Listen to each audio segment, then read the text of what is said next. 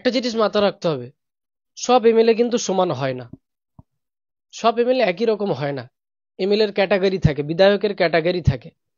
ঠিক তেমনি আমরা দেখতে পেলাম যে ভরতপুরের বিধায়ক হুমায়ুন কবির কিভাবে ইঙ্গিত করলেন, শুভেন্দু অধিকারীর পাল্টা জবাব দিলেন। অবাক হবেন যে এত বড় বুকের পাটা নিয়ে সে পাল্টা জবাব দিল কিভাবে।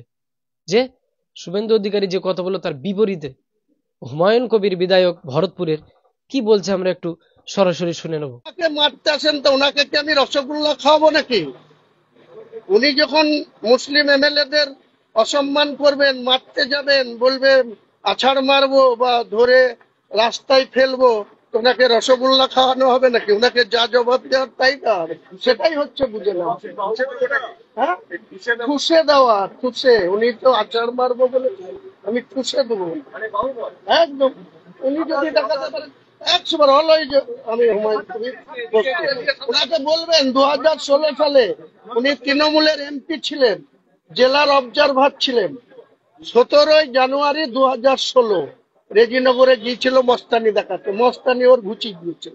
ওখানে বক্তৃতাই করতে দেয়নি, চোরের মতো পালিয়ে এসেছিল ঢাকা থেকে নেমে কৃষ্ণনগর সার্কিট হাউসে বসে দিদিকে বলেছিল আর যাই করো দিদি, হুমায়ুন কবিরকে টিকিট দেওয়া যাবে না। 16-তে তাই দিদি ওর কথা শুনে হুমায়ুন কবিরকে টিকিট দেয়নি, 4টে পেয়েছিল, 22-এর মধ্যে 4, 2016 সালে। আর 21-এ হুমায়ুন কবিরকে আবার টিকিট দিয়েছে, 22-এর মধ্যে 20। এটাই হচ্ছে হুমায়ুন কবির, এটাই হুমায়ুন কবির। কাজে শুভেন্দু অধিকারীর ওই ভয় দেখানোতে, চমকানো ধমকানোতে হুমায়ুন কবিরের মতো লোক কোনোদিন ভয় পাবে না।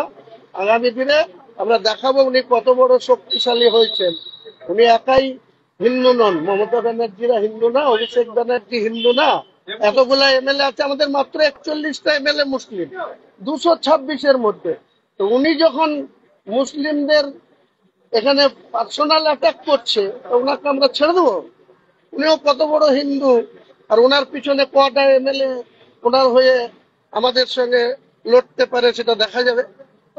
এবারে তো বিধানসভায় আইএমআইএম লড়তে চলেছে, 40% মুসলিম রয়েছে জনসংখ্যায়, তারা আশাবাদী যে তারা জিতবে। মুসলিম ভোটে কি শাসক এবার টানাটানি করলো, ভাগ বসলো? দেখুন, আইএমএম অন্য রাজ্যে আছে, এই রাজ্যে তারা কখনো কখনো অনেক কথা বলে। 2021-এর আগেও অনেক গল্প শুনেছিলাম। এখন যখন 26-এ ভোট আসবে, আমরা এইটুকু বলতে পারি যে মুসলিম ভোট আমাদের তৃণমূল কংগ্রেসে মমতা বন্দ্যোপাধ্যায়ের নেতৃত্বে 80% মুসলিম যারা ভোট দিতে যায়, সেই ভোটাররা এক কথায় মমতা বন্দ্যোপাধ্যায়ের প্রতি তাদের আস্থা ভরসা ছিল, আছে, আগামী দিনেও থাকবে। যত শুভেন্দু অধিকারী এরকম মুসলিম সম্প্রদায়কে আক্রমণ করবে, তত মমতা বন্দ্যোপাধ্যায়ের প্রতি আরো সমর্থন সুদৃঢ় হবে, শক্তিশালী হবে। তৃণমূল কংগ্রেসের মুসলিম ভোটের আরো বেশি ভোট ব্যাংক বাড়বে। যাদবপুর বিশ্ববিদ্যালয়ের ক্যাম্পাসে লেখা হচ্ছে আজাদ কাশ্মীর।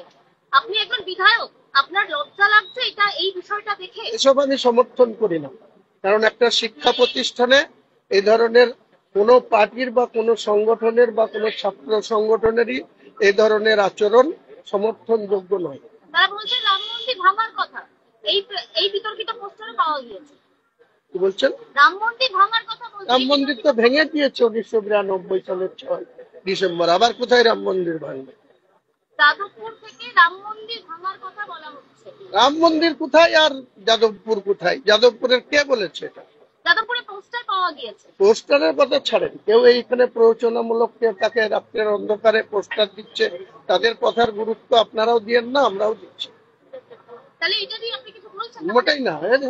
একটা শিক্ষা প্রতিষ্ঠানে, একটা বিশ্ববিদ্যালয়ে, তাহলে সেই জায়গাটাকে নিয়ে কারো সংকীর্ণ রাজনীতি করা উচিত না। সেটা শিক্ষা প্রতিষ্ঠান, শিক্ষা প্রতিষ্ঠানে থাক, এ নিয়ে আমি কোনো মন্তব্য করি না।